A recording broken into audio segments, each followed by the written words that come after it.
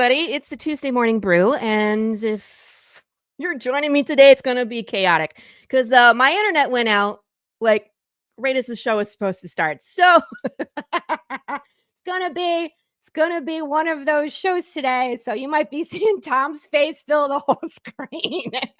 Sorry, Tom. Anywho, welcome to the Tuesday Morning Brew. I hope you're drinking coffee today.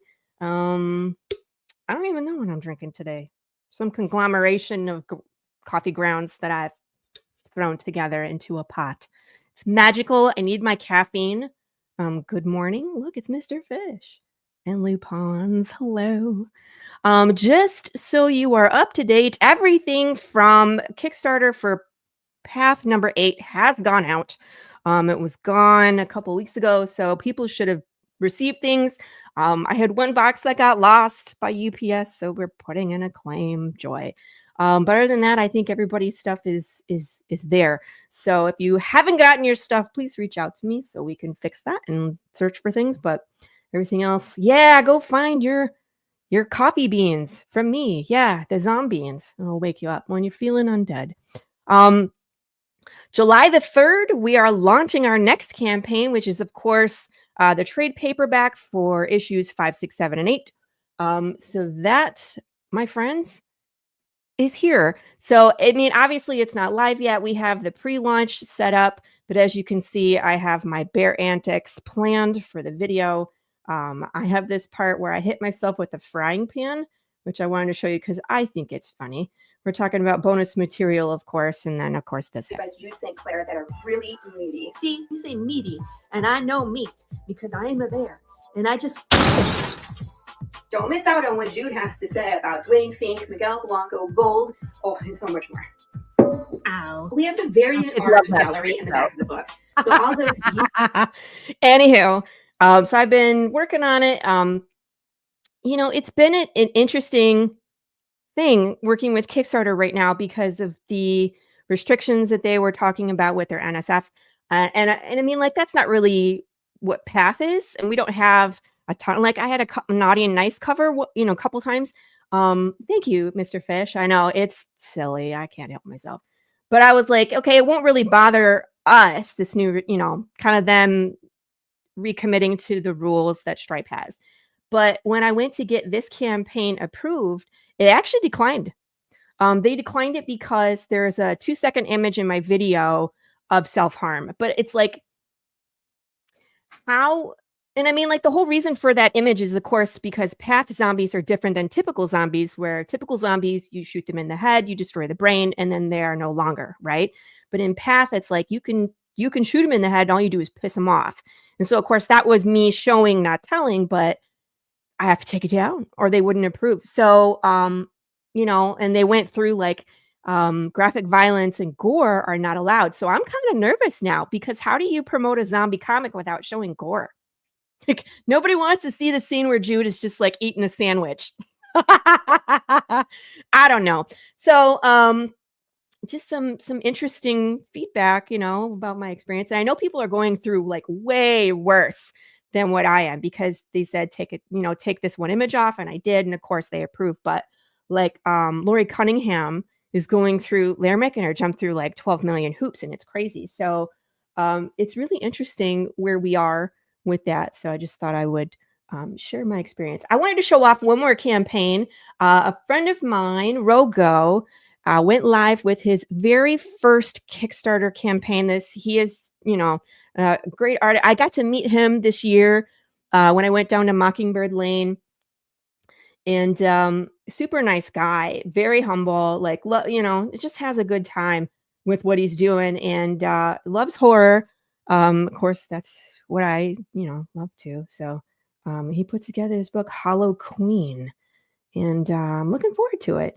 And I mean, he funded in like 30 minutes. So that was very encouraging for him. And because everybody, when they launch their first campaign, it's so nerve-wracking. So I'm glad that he got that early success. I'm glad that it kind of, puts that feather in his cap so he can continue to make comics, which is what we all want. So I'm going to drop the link real quick in the comments I, of course, got the Gilbert Perez cover. How can I not? How can I not? It's like my two friends collaborating on a comic. This is the one I'm going to get. So beautiful, beautiful work. Rogo. So let me drop. And I got, yeah, his prices are really good too. So I think he's using the pledge manager because it didn't charge me shipping on the front end. So let me put this in here so you guys can go take a look on your own time. You could go shop around. Oh yeah, did you see Lupin's art in my video? I totally have it up there. I mean, you gotta love it. You gotta love it. So tell them it's medical and that was your lobotomy. I mean, I could tell them that. They probably won't buy it, but you know, it's just how it goes. That's okay. We'll navigate, and like things are always changing. Kickstarter is still, in my opinion, the best platform to run a crowdfunding campaign. So even though the rules are a little bit stricter, I'm gonna, you know, I'll jump through the hoops to stay there. I will. So here's a link to go check out Roy's campaign. He broke 1,000 this morning and it's still climbing. So definitely give it a look see. And I think that's enough about me. That's enough about me today. I'm going to bring in my guest. If you guys don't know Tom Hutchinson, where have you been? You must be new to the brew because I think you've beaten Carissa at this point. I think that you have been on the brew more than Carissa Grant. That is my. I'm gonna have to go count, but I don't have my T-shirt yet. I'll make you one. Where's my shirt? Yeah. What do you want to shirt, a plaque, something? You know, I can put it back here, like number one brew guest of all brew time. Something. Yay! Yeah. Yeah. Good morning, Tom. How are you? It's okay. All right. It's fantastic right now. Like, really? I mean, unbelievable, beautiful, perfect weather. Occasional little rain, but like it's 60s, 70s sun. It's really nice. Yeah. Really nice. Really nice. To Texas where it's in the 90s. Yeah. Nope. You can have that. But you know what? I don't mind it so much because we go out early to do our exercise and then it warms up the pool. And then we're just in the pool. It's like going to the lake, right? You want the water to be warm. Sure. And then you just go inside when the sun is like, you know, above your face, lighting you on fire. And then you just come back out after like 4 o'clock. Okay. All right. Yeah. Just you know, every day, a little bit of hibernation. You'll be fine. Yeah. But that's, I mean, it's like, you know, what's funny is that in Michigan, you're in the house for the cold, right? Mm-hmm. So it's cold, it's miserable, you know, basically October to, I would say, April, May, depending on the year. No, like March. March is terrible. Yeah. You know, my birthday's in March, Tom, in March early, 5th. And so every year in Michigan, it snowed on my birthday. Every year. We've definitely had the winter stretch on occasion, but pretty much once you get into solid March, it's still like chilly and like it rains and stuff, but it's not, you know, the snow's gone and you know, all that kind of stuff.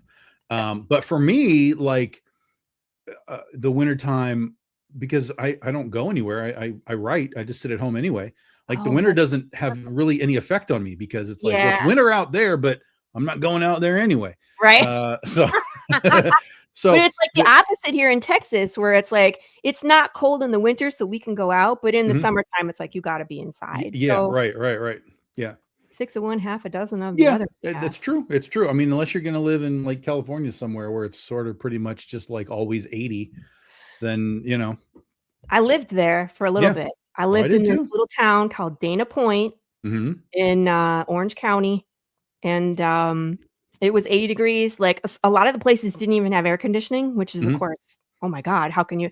But it never got above like 84. Yeah. And there was the coast. It was just, there was a breeze all the time. Constant breeze. Yeah.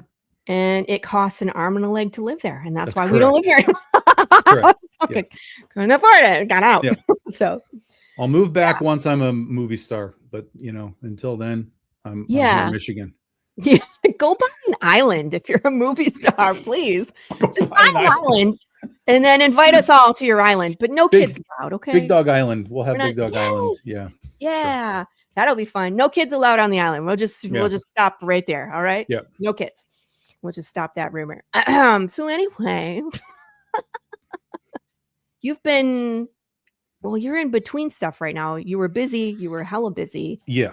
And then you're going to be Hella busy again. Yeah. So we had in the spring, I just ran off a 3 back-to-back cons. They were local, so it wasn't too bad, but it was still, the effort of 3 weekends in a row. Oh, that's doing that. And one of them was Oz, so I had to drive 10 hours to New York for that. So but this year I did get to bring Nia Rufino with me. It was her first time there, which is great. We inducted her into the Big Dog Inc. Hall of Fame while she was there. So that was very cool. She was in the parade. She had a great time. So that was really fun. Did she get inducted into something Oz related? No, just the Big Dog Inc. Yeah, I just did it there because she's been such a monumental piece of Oz for us. Yes, since the beginning. And so last year JB Neto got inducted into the Hall of Fame, and this year it was Nia, and I was like, I'll figure out a good time to like announce it. But once I realized she was going to be at Oz, I was just like, well, we're just going to do it there and do it in front of everybody. And it was great. Yeah. I have to admit, when I saw the picture, I was like, Thomas proposing? You're not the only one. I was like, oh, okay. No. Yeah. Okay. I'm like, this is how rumors get started. Laurie's like, I didn't know you were proposing to Nia today. Yeah, no, you're not the only one who saw that picture and thought the same thing. Yeah. See? Okay. It was the pose. It was like, it looked like, I was like, what does he hold? Is that a ring? Yes, no. I'm giving her the award of you win me. Like, this is, that's how I'm going to propose. Here's an award. You won me. This is it. Then they say no to that. They're just like, no. No, you can't say no. It's an award. You can't award. It's a major award. No. You have to do it the other way. And then I'll write a shirt that says Fragile, so that we'll just put the whole thing together. I broke your lamp. That line is the best. Oh yeah, Fish. I want to hear about how that con was. Did Vaughn Fox was there too. I told him to go say hi to you, so hopefully he went and said hi. 11 hours. I'm always so hesitant. Tom could play Steven Seagal. Glenn, that's so rude. I hate Steven Seagal. Steven Seagal is the worst. No, we're gonna pretend you didn't say that, Glenn. I love you, Glenn, but we're gonna pretend that didn't happen. Anyway, when when you're going a far distance for a con, unless it's like San Diego, New York, where you're going to have a great day. Like I'm always, I don't know, I'm hesitant to commit to these things because it's like it takes you days to get there. You got to pack up a car, you got to stay in a hotel, you're paying for food and gas and time. And you get there and it's like, I made $200 this whole con. Like that's a problem. Yeah. You really can only travel that kind of distance to me if you're going to like a big con, like if you're going to C2E2 or you're going to whatever.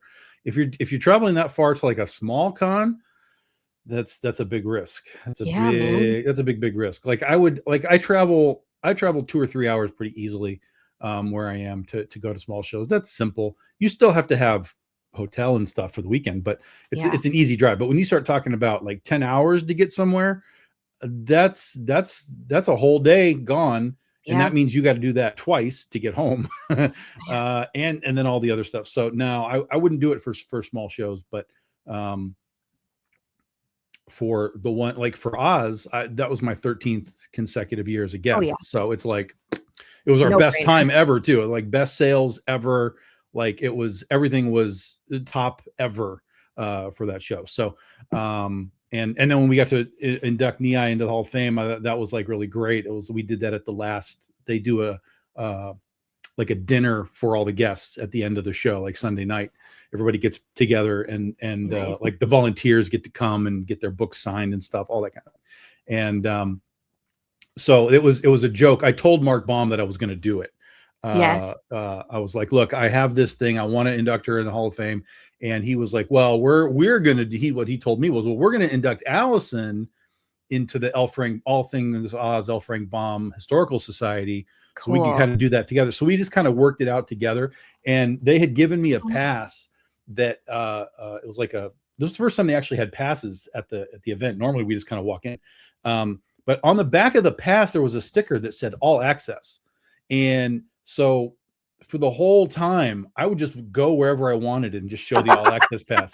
I'll be like, amazing. I can be here. I have all access. Yeah. So on the last night on the event, they were doing their presentation, and he told me, well, we're going to give these things to these people and so on and so on. And I was like, that's fine. What I'll do is when you do hers and it looks like it's the last one, I'm just going to come up. And so that's what I did. So as soon as they gave away Lindsay's award, I just stood up and I was like, okay, I need to stop everyone for a second. I am using my all access pass. I have something I need to tell you all. and everybody was like, laughing. Yeah. Everybody was laughing because they had seen me do it all week long. But I was like, so this is it. And then I did the presentation, and Nia came up and we took pictures and stuff. And then that's how I know you're a good writer, is because you actually you did the foreshadowing that led to the event. Yeah. Right? Yeah. I put it all together. Right. Sorry. So it's good. No, that was it. I mean, it was really fun. It was good. So yeah. And then next year is the 50th anniversary of that show. It'll be the 50th Ostravaganza. So I've already been invited back, so I'll be there for my 14th time. And God knows who the guests are going to be. This year it was Marissa Bode, who played Nessa Rose in Wicked. She was there. Oh yeah. So I got to meet her, which was great. And so next year for the 50th, I mean, I don't know, doors are wide open at this point, so it could be crazy. Oh, I can't even imagine.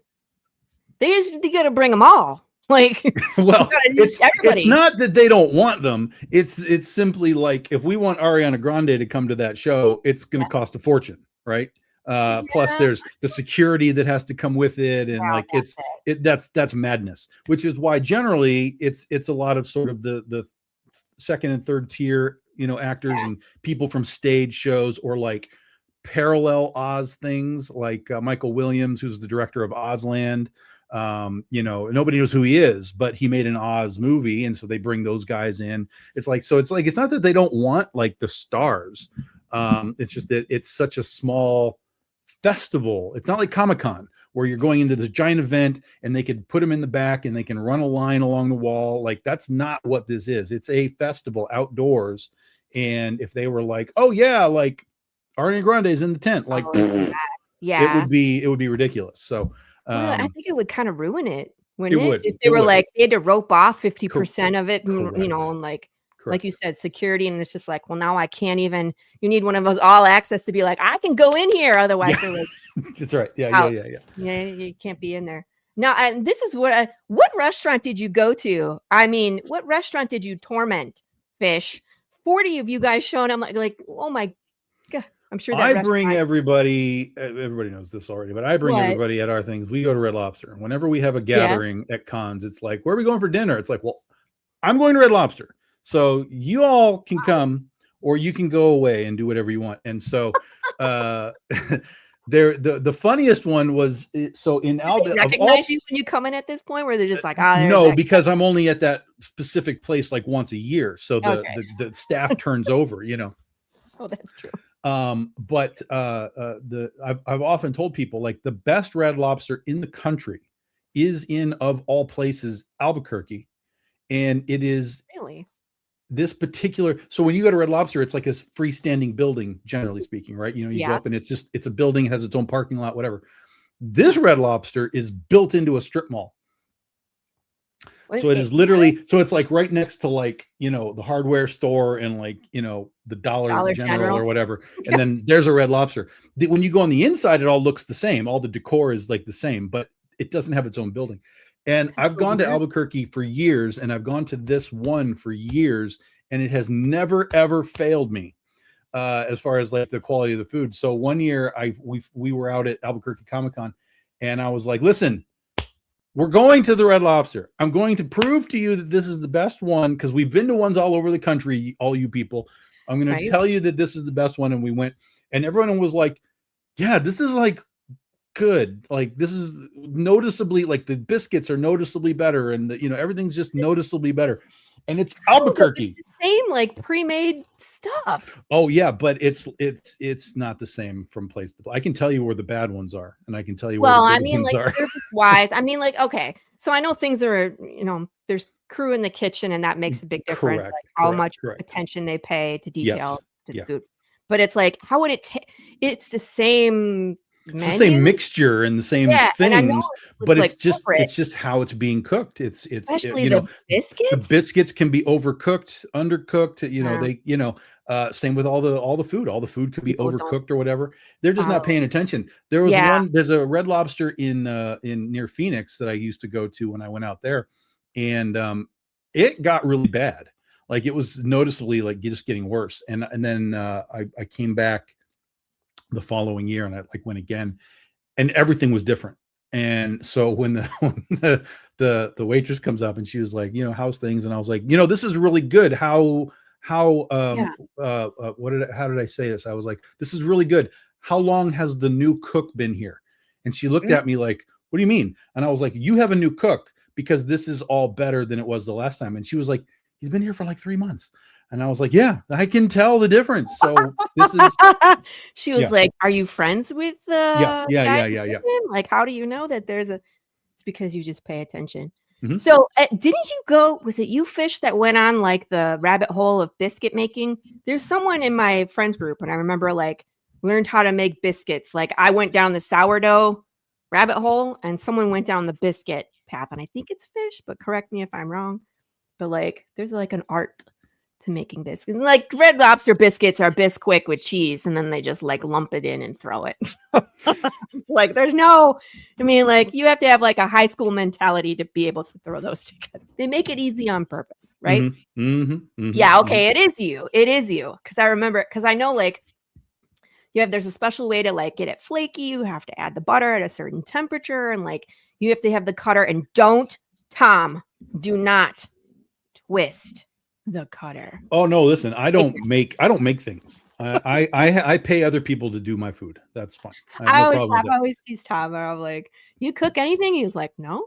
I mean, I'll throw some chicken on a grill. That's about as intricate as it gets for me. If you ask me if I eat vegetables, I'll say sure and show you my paste picante sauce. That's my vegetables. Like this is it. Oh, that's. I am bachelor man. This is the way it is. They got pizza up at the market. Like it's, there's no cooking, baking. I feel bad. No, I don't want any of it. I'm always like, Tommy, I'm going to send you a plate. And I take a picture and he's like, you're like, why? It's good. Torment you. Sorry. So, okay, back to, Ozfest. And then there was another one you were in, was it HeroCon? No, I didn't go to Heroes Con. Which one was it? I didn't go to Heroes Con. You saw? So it was I don't even remember. Oh, it's Traverse City, which is North Michigan, Cherry Capital Comic Con. Oh yeah. Then it was Heroes Hall of Heroes in Indiana. Hall of Heroes, Indiana. And then it was Oz. And now I've got about a month off before I go to San Diego, which that's kind of what I'm sort of just prepping for San Diego at this point. Yeah, mentally, 100%. Mentally, physically, like I'm trying to get my walk in. I'm trying to get my weight down so that when I'm on the road for 5 days, I can eat some junk and it's not going to destroy me, Plus, when I'm there, I'm going to be eating with people after the shows, and it's going to be 3 weeks of chaos. So I'm just trying to get kind of in better shape and be ready for all of that. Plus, get all these books ready, and I'm going to be at the Antarctic Press booth, so we're going to be, pimping Critter as much as we can. That's sort of the goal. And so there's a convention exclusive covers that we're doing right now that are in progress. We're going to have some exclusive merch. You'll like that merch at the con. But again, really, if anybody's going to San Diego, I will be at the Antarctic Press booth. There is no BDI booth. They invited me to be at the Antarctic Press booth, so I'm hanging out there. I'll have my own table there among their tables, but I will be there with Critter stuff and kind of, some other straggler things, but because they're the publisher for Critter, I just was like, I'll just kind of hyper focus on that. That's cool. You have friends, other Antarctic Press people planning on going that you know? I know Ben Dunn is going to be there for Yeah. a couple of days, and beyond that, I don't know who else. I know there will be other AP creators. I just don't know who they're going to be yet. They haven't told me who else. I'm not really super familiar with everybody from Antarctic Press. It's I'm not either. Ben and Terry Parr are the three that come to Yep. mind. Mm-hmm. So I'm always like, oh yeah, I know Terry. Yep. Terry's here in Texas, so we're always at cons, and then I see Terry pack up and leave. I'm like, where are you going? Terry's done a few things for me. He's doing something right now. He's been drawing Tomorrow Girl for Ben. He's been super busy with that, man. Yeah, of course. He disappeared for months, and I was like, "Are you alive?" He was like, "Yeah, I'm just drawing every day. I did 6 comics in 6 months," and I was like, "Yeah." Arm fell off for a short period of time. Yeah, ridiculous. Yeah, but I like Terry. I like what he does. Yeah. So well, like I said, he's doing something. He's doing something for our BD index right now. He did one for the first issue, so he's doing one for the next issue as well. So we're really trying to get the second one out this year. I don't know if it's going to happen because it's really hard to wrangle 34 different artists. Because that's what I want is like I want every entry to be a different artist. So there's no, and so the first one had 34 entries, so we had 34 different artists. So we're well into it. Like we're deep into it, but I still need like about 10, I think. So I need. And I can, there's still a few names that I can like go tap on the shoulder and be like, hey, do you want to come back and do this again? Some duplication, but I also wanted to give new people opportunity as well. Yeah. So that's kind of where I started, was like, okay, who else can I get before I did like the same list of people? So there are a bunch of new people in this, which is awesome. But then we'll have a bunch of sort of regulars as well. So I don't know if we're going to get to make it this year. It's going to be really tight, but if not, we'll just make it part of the Critterverse thing for next year when we do the BD 17 anthology. We'll do like we did with the 16 anthology, just sort of put it together and have both books at the same time. So yeah. Speaking of Critterverse, I would love to talk about some of the things that are coming. Let's see, which one do I want to show off? Because we were talking about, I mean, we've obviously been talking because I'm working on stuff. You can show that main poster thing. Yeah, that's what I'm gonna grab. This one. Sort of little current advertising whatever poster thing. Yeah. There's a lot going on here. And I was like, I was like, hi, did you even like this character I really like? Who? I don't know what I don't see a pointer. Oh, it's now I see it. Yeah, one. down in the bottom corner. This is the funny part, is I've been posting this piece for a while now. Just to kind of get juices flowing for all of this. Yeah. And you are the first person to say anything about that character, because that's her first appearance. She has appeared in no other format so far. People have seen her because artists drew her and whatever. Mm-hmm. But I dropped her in just as a like, here's a little preview of what's to come. And like no one has picked up on it yet, which is really funny. Well, of course, I always pick up on those. Yeah. Well, you knew who she was aneway, because I showed you. One of the first things I did when I got the art was I sent it to Laurie, and I was like, "Look at this!" And I was like, "Ooh!" And that was a fun conversation. But I mean, like, I like seeing her come to life, and I was just like, I'm being my big fat mouth. I'll shut up though, because I was like, fine. What Thomas said. You're fine. If I'm posting this, it's fine. It's out there. Yeah, I know, but it's the difference between posting it and then like talking about who this character is. So. Right? Yeah. Because I'm like, oh, this character and blah blah blah blah blah blah, and Tom's like, fired. You're fired. Get off the show. But oh my goodness. So we have 1, 2, 3, 4, 5 small images, 6, 7 up here, 8, 9, 10, 11, 12, 13, 14. These are all different. Everything's different. stories? Like they're all different stories. Well, they're all different portions of the story. So, so like up at the top, you kind of have Critter and Schoolgirl, the partners at the top. Yeah. You've got Paradox up at the top middle, who, you know, he kind of controls a lot of this stuff. And then those other small images, you've got Electric Youth, but then you've got 4 of the Critterverse characters. So you've got the Steampunk Critter, Catnip, Nosferatu, and the Cat Girl of Mars. So that's kind of your Critterverse, critter specific aspect at the top. And then at the bottom, it's more sort of like bad guys and action shots and stuff like that. So there's Murder on the left. The top little one is Tide Pool fighting the robot octopus from High Tide. Then the guy with the glasses, that's Son of a Gun.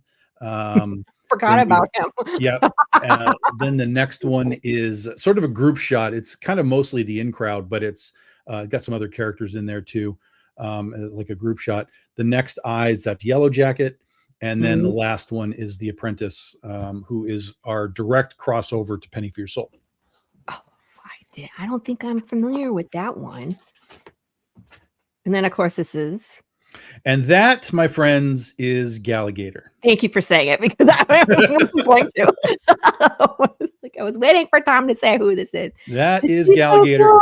Galligator is something that came into my mind, I don't know, a handful of months ago, and I could not shake her.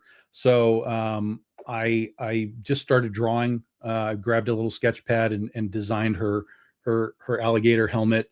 Kind of some loose ideas of like the suit and claws and stuff. And I sent it off to, who did this? Sergio Rios has been doing a lot of my character design. So I sent it off to him and I said, this, like this.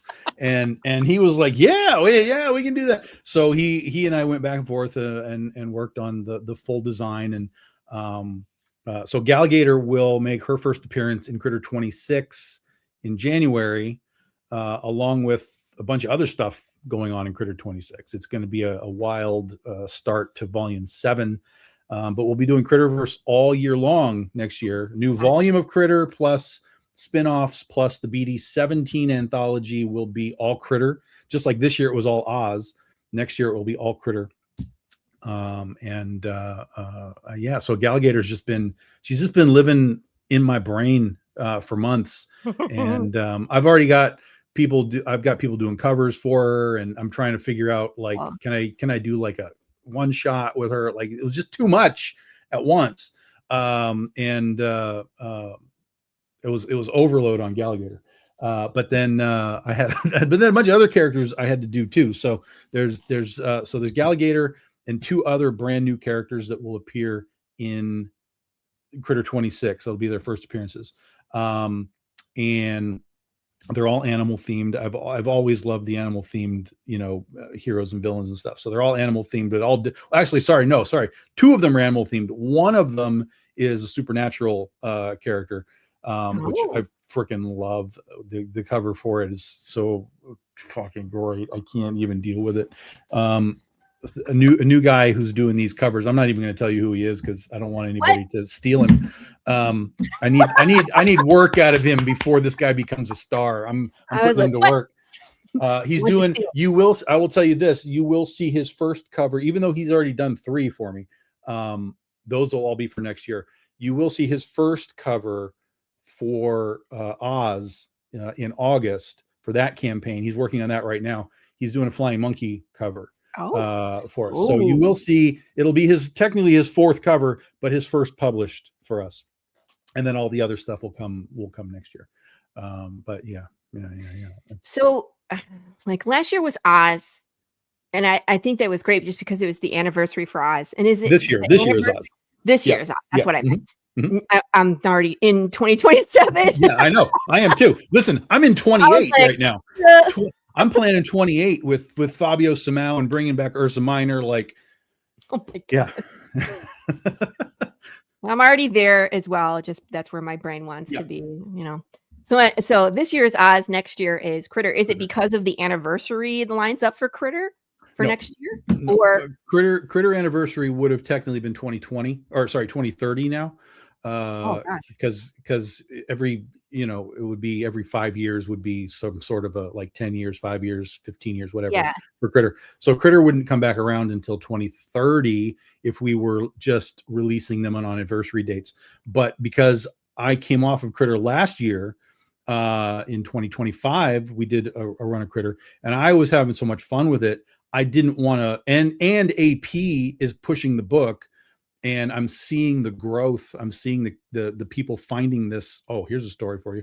I'm seeing people find this book like it's new, even though it's 15 Really? years old, right?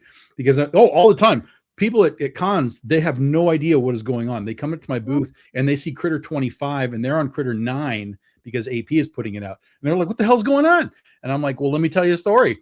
Critter's been going for all this time, and AP is reprinting it and such and such and such. And they're just like, oh my God, I can't. I mean, it blows their mind that there's all of this. And so because I started to really see that, I was like, all right, I don't want to lose that momentum that Critter has been gaining.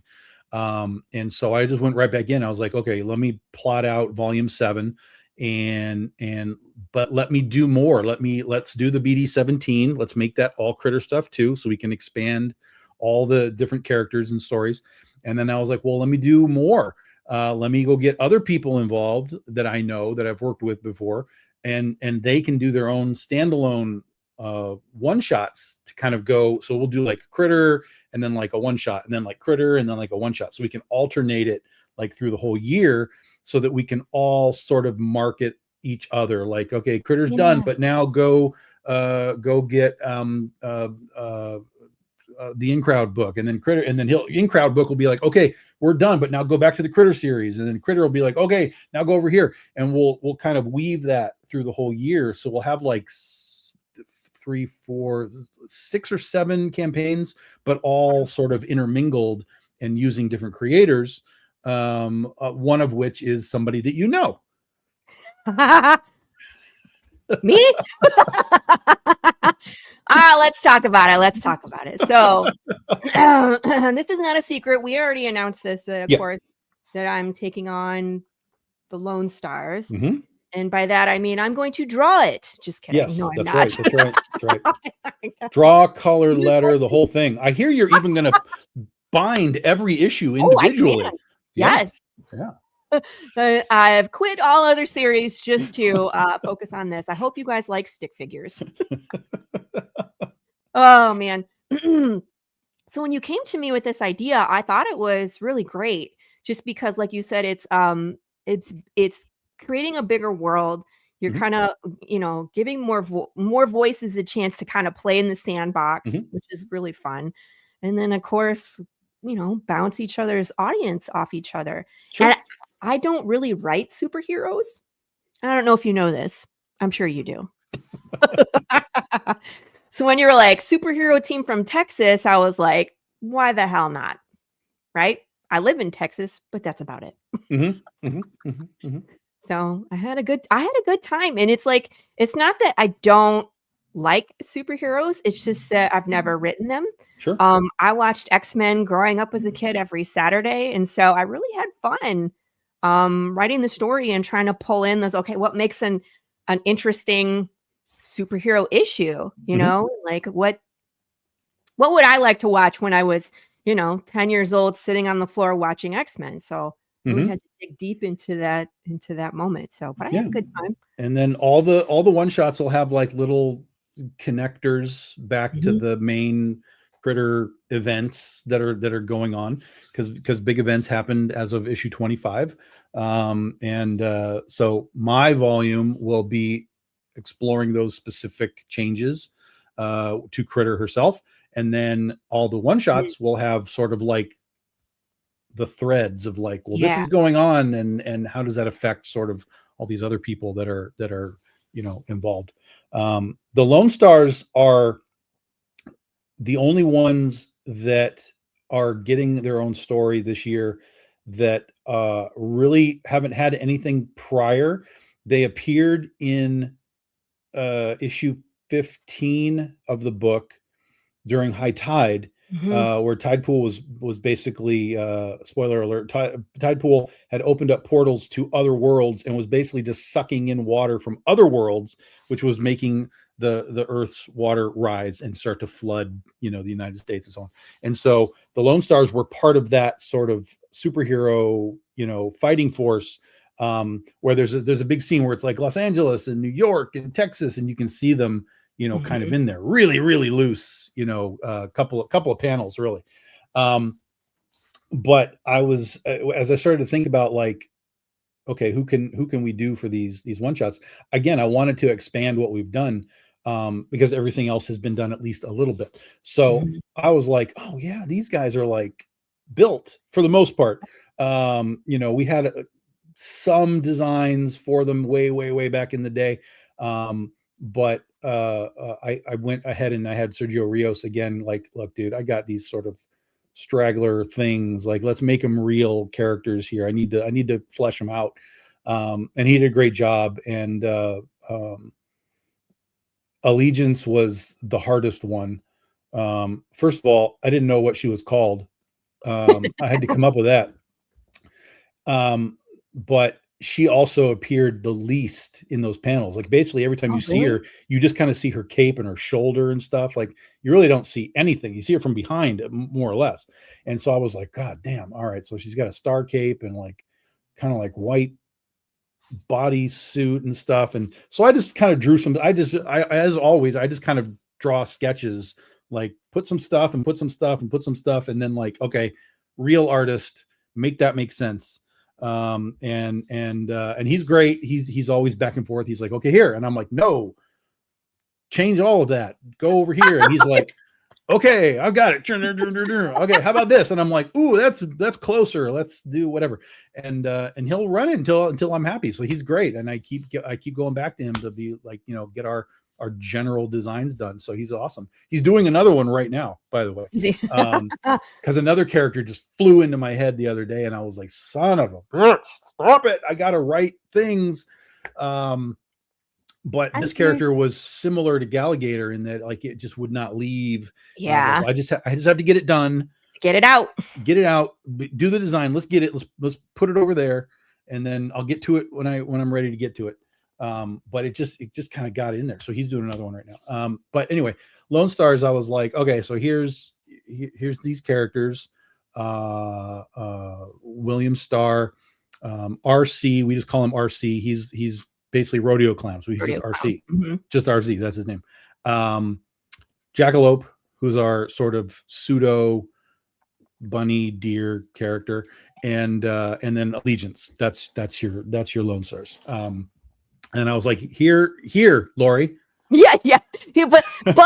But okay. So here's the thing, because some superheroes are very powered, right? So Superman, like you name it, you know what I mean? Like, even Invincible, there's a lot of them that are very much super powered. But like, this group was a challenge because it was more about what they were capable of doing, but it wasn't anything that was like overpowered. They're not overscaled. Yeah. Wonder Woman. They're not like that. They're very sort of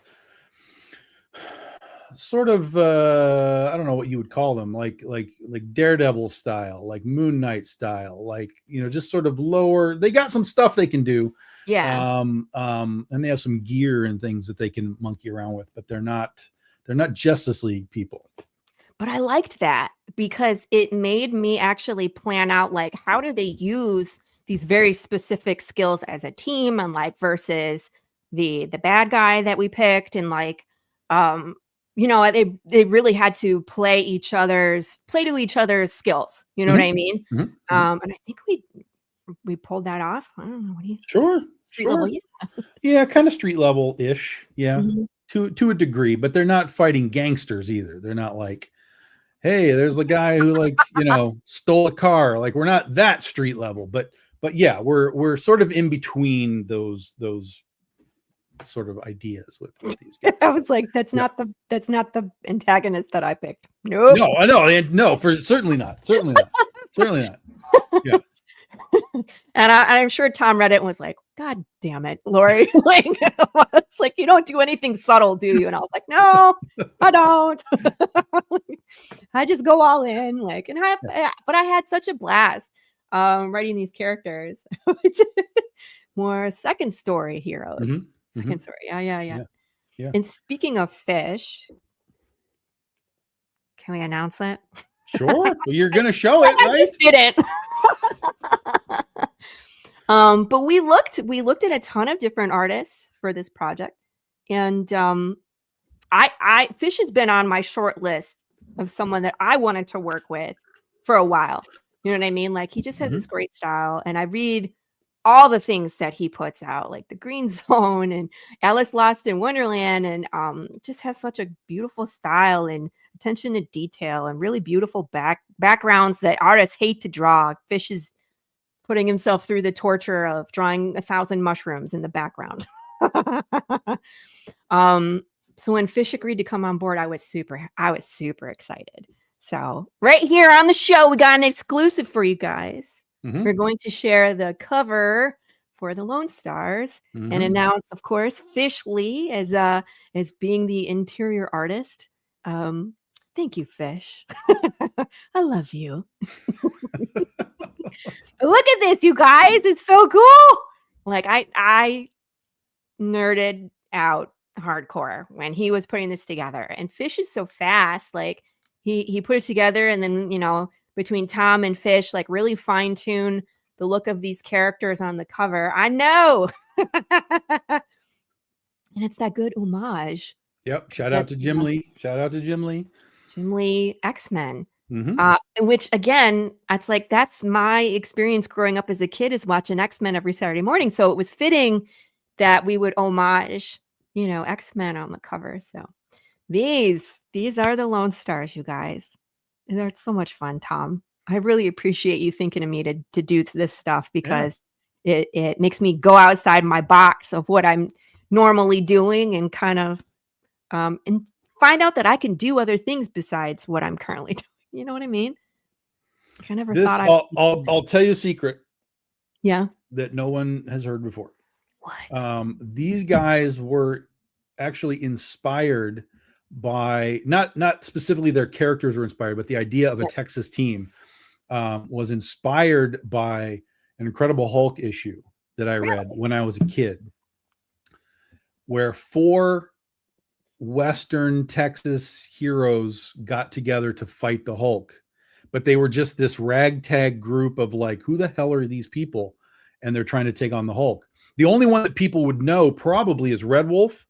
A lot of people know Red Wolf from back in the day. He's an Indian guy. He's got a wolf cool mask, and he's got a wolf buddy that runs around with him and stuff. So there was Red Wolf. He was like the guy that kind of had been around for a while. But then there was the Texas Twister and Shooting Star, and they were like rodeo performers, you know, but they had powers and stuff. Yeah. And then the third one was, I guess she was Indian again too. She was called Firebird. And so the 4 of them just sort of showed up because the Hulk was the problem, and they were like, hey, we can help with the problem. And they couldn't. They got it's the Hulk. What are you gonna do? They got smashed. You know.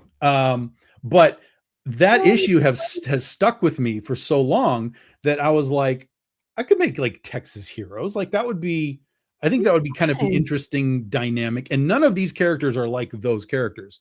I didn't want to be like, we've got a shooter and whatever. I didn't want to copy that. So we made our own characters, and I was just like, okay, look, we're going to have a guy who's going to have a star shield because Texas, you're going to have a guy who's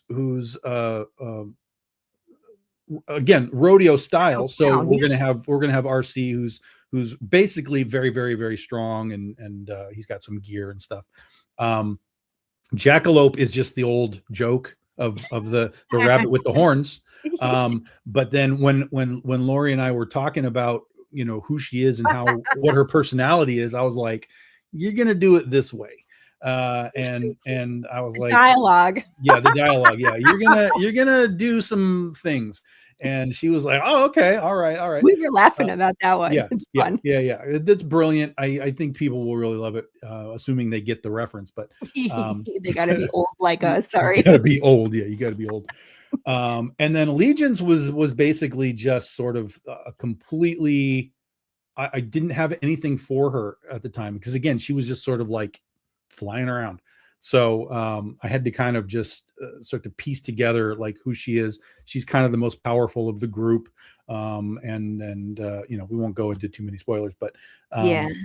Then we worked out the design, and so that design of her, I was like, well, let's give her some shield things on her thing, and like let's do a thing here. And then Sergio like took all of that junk and was like, clean it up, and so he designed really all of the final versions of all these characters for us, and he did a great job, and now officially is on it, and not just the cover, he's doing the book too. Yes. And this is not final, by the way, guys. There's still some tweaks we're doing.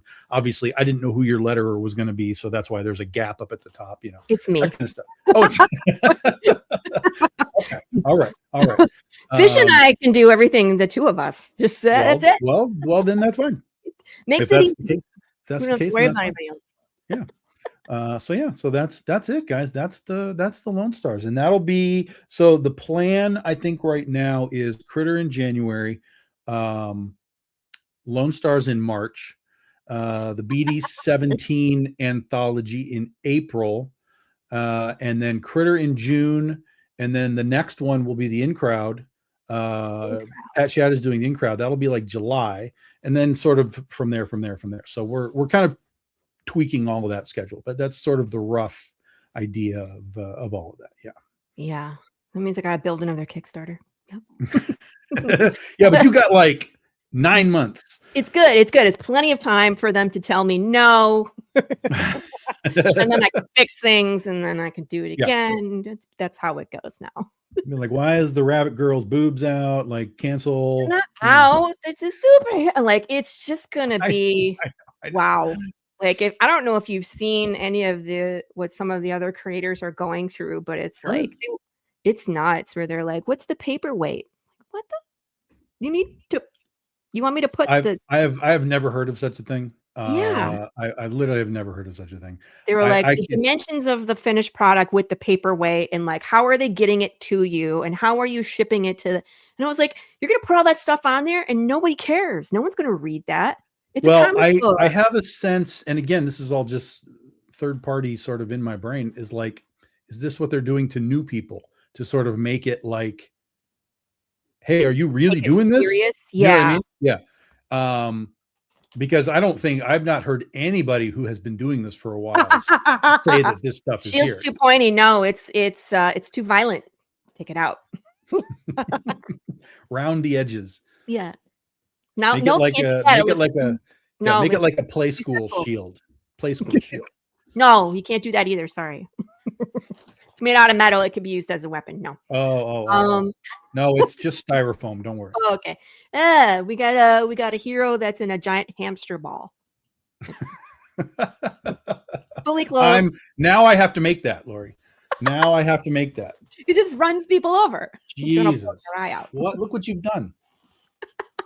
You think that's not going to happen now, but I'm telling you I'm telling you it's going to happen. It'll be part of your animal series. I already have a guy named Muskrat. I mean, like, I can do anything. I can do anything. Hamster can be a sidekick. Yeah. But you're not allowed to do gerbil. I'm sorry. No. Too many things. I will tell you this. I'll give a little deeper story. I'll tell you that Muskrat and Galligator are brother and sister. I will tell you that. Yeah. Oh. Yeah. All right. Yeah, I can see that. I'll give you a little more. Mm-hmm. Yeah. Who's the bad guy in that series? They're both bad guys. They're both. Oh, I was for some reason I thought Galligator was a good guy. No. It's like, yeah. No. Alligators can be okay, and if you're from they're the South. both. Well, Muskrat specifically is very, very environmentalist, wacko job guy. that's his whole shtick, is he's just like, save the beavers and this kind of stuff. So Galligator is similar. She's also an environmentalist. Yeah. You cannot say save the beavers on Kickstarter either. It's not allowed. Sorry. Not allowed. Sorry, I just got you demonetized. Yeah. So Galligator is also environmentalist, but she's a little less wackadoo about it. Gotcha. So like Poison Ivy mentality, like we have to save this above all else, and humans suck because they're breaking the things. Correct. Into pseudo, yes. Right. In a roundabout way. I don't know. I haven't read the script. Yeah. When Predator and Prey get busy, you end up with this family tree. I'm looking forward to seeing the character in the hamster ball. I'll just say, does this gator smash melons? No. Just that's a proprietary act. So we're not infringing. Don't infringe on my rights. Not infringing. No. Oh goodness. Shall we put up the BD-17 image? I would love to talk about some of these. Nope. We're gonna play the game. We're gonna play the game instead, and then we'll talk about that afterwards. Okay. Yeah, because we're almost to an hour, which is usually when we play Would You Hug This?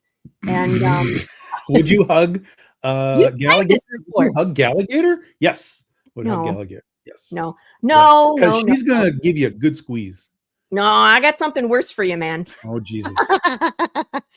Just because. So last time we did cosplay and costumes from Oz, because we were talking about Oz. Yep. Oh yeah, that reminds me of my story. We got to tell my story when we come back too. Okay. Today we're gonna do Texas people, but I made it a little more interesting. So we're gonna throw something at you. Don't put Ted Cruz in this. Ted Cruz is not there. There's two specific categories, but I digress. Let's play the opening. We're gonna play.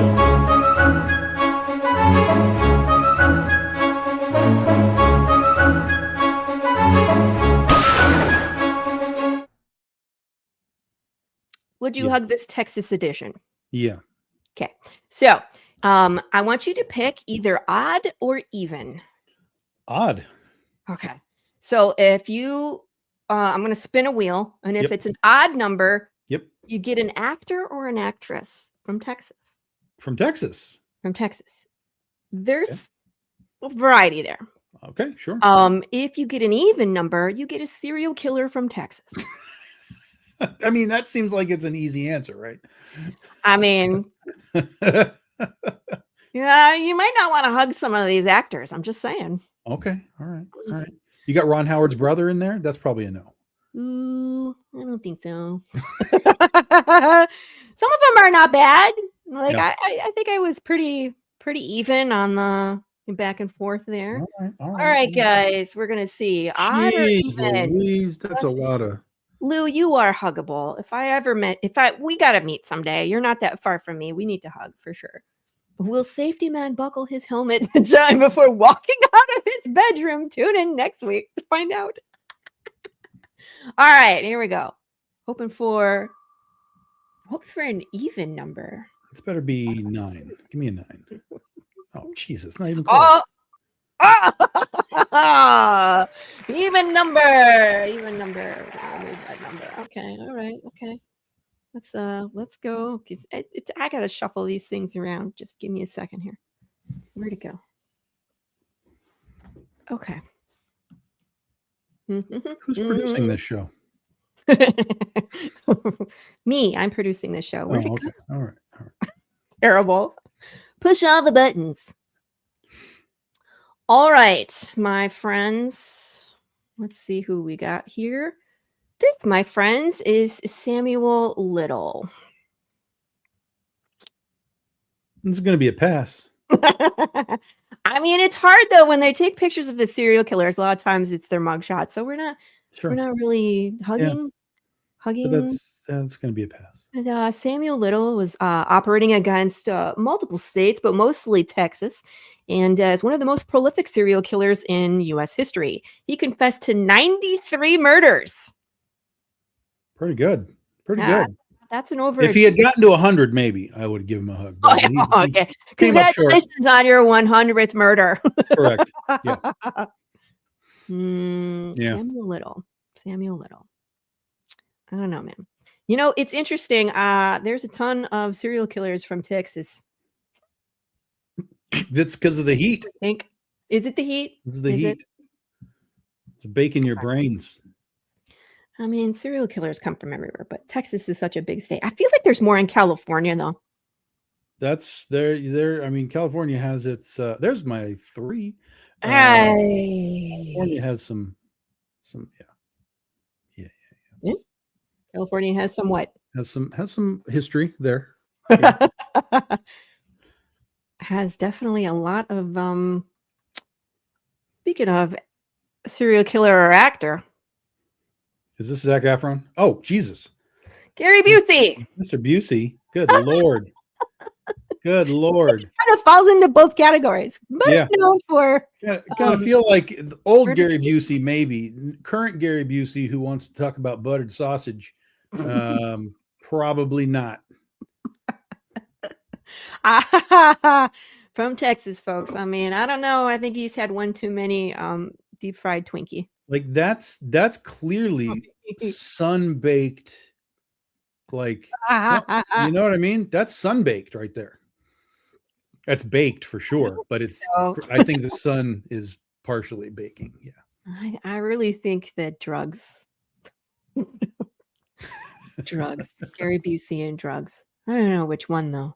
Which one do you think? Meth? Cocaine? I just watched a video today that implied that the Powerpuff Girls TV show, the Powerpuff Girls were not real. They were figments of the professor's imagination because dude was not making whatever it was they said he was making. They said that he was making crystal meth. And he just imagined it all. And he imagined it all. Yeah. And all the bad guys are people that he knew that he had, problems with or whatever. So all Powerpuff Girls is just his imagination on meth. I like it. Yeah. Jojo is my favorite. Take that for whatever you want to take it for. Yeah. Let's see. He opened his skull on a motorcycle accident. Was that really what happened? He got a closed head injury, and then after that, he was not the same. 47. You're getting off too easy. Happen. That's where safety man comes in handy. Safety man in the bubble, in the hamster bubble. Oh, I got another one you're not gonna want to hug. Are we hugging Meatloaf? From Texas. I don't really have a context of Meatloaf. I really don't. I only really know him from that one song. Would do anything for yes, but I won't hug you. Like, he just looks like he's sweaty to me. I don't know. Yeah. This is a guy I used to remember seeing like ads for him in like comics and stuff, but I'm like, what the hell does Meatloaf mean? I didn't understand any part of. Yeah, there's like old stuff. There's like ads where like Meatloaf is in. I don't know what they're advertising. I can't remember, but I remember Meatloaf being in these ads in comic books, not for comic books, but just like in a comic book. And I was like, I don't know what the hell Meatloaf is, so I'm gonna move on. So yeah. You'd hug you some low-fish. Okay, so between I Would Do Anything for Love and Fight Club, him with the fat suit in Fight Club. Was that him in Fight Club? Yeah, I had no idea. Guy with with the hugging him with the yeah. I had no idea that was him. Zero. That's Meatloaf in a fat suit. That's amazing. That's amazing. Yes, but it would be zombie Meatloaf.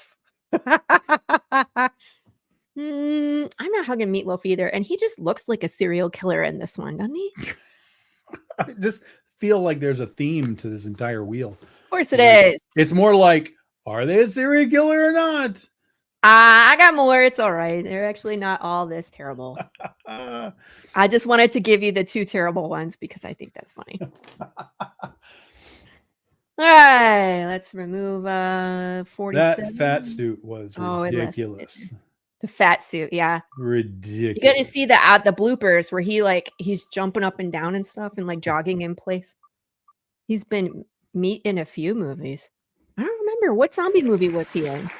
Ooh, serial killer. See, that's what I'm saying. Like he's been around a long time, but my context is just that one song. That's it. A true one-hit wonder for me. Now, this gentleman looks normal-ish in this picture. I mean, I gotta say, he looks better than that Meatloaf picture. So let's put him up here. It looks better than that Meatloaf. Yeah, I mean, like that looks like the guy from MySpace. Yeah, he kind of. Well, it's the same pose, right? Yeah, exactly the same pose. Yeah. Your friend. It's like your first friend on my. The first friend on MySpace. Yeah. I forget his name. Yeah. Dean Corll, the Candyman, active in Houston from 1970 to 73. He had teenage accomplices. He abducted, tortured, and murdered at least 29 teenage boys and young men. And he was exposed to that's like the Texas the killing fields. Who's the California guy with the Robert Ramirez? No, who killed the dude that had his girls with him. And they killed Sharon.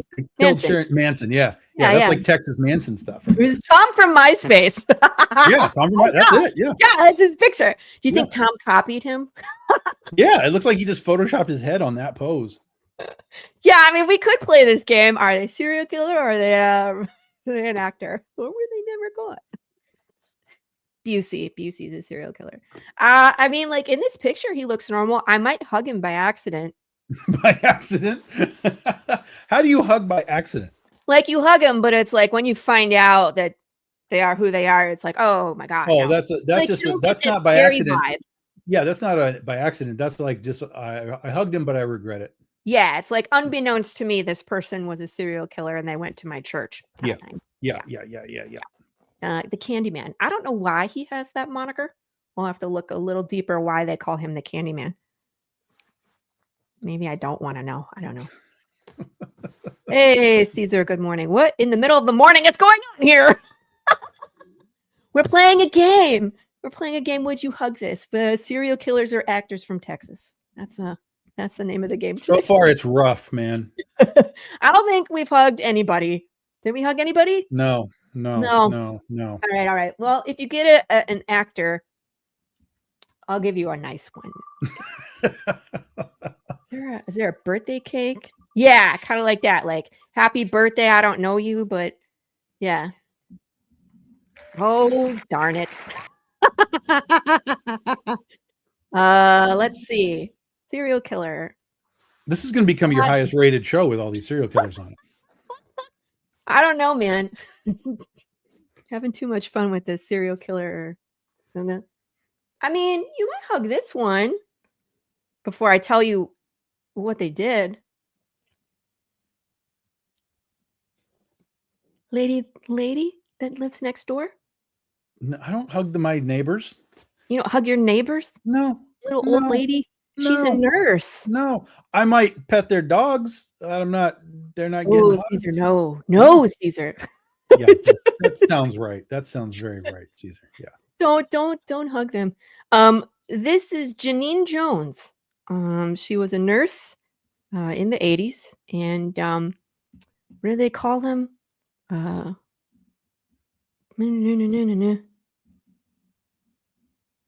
do you call it when they like? Was she helping people on like pull the plug on themselves? The angel of death. No, opposite. She was injecting children with a lot of different things, including bleach. Oh, good. They were going through dialysis. What a bitch.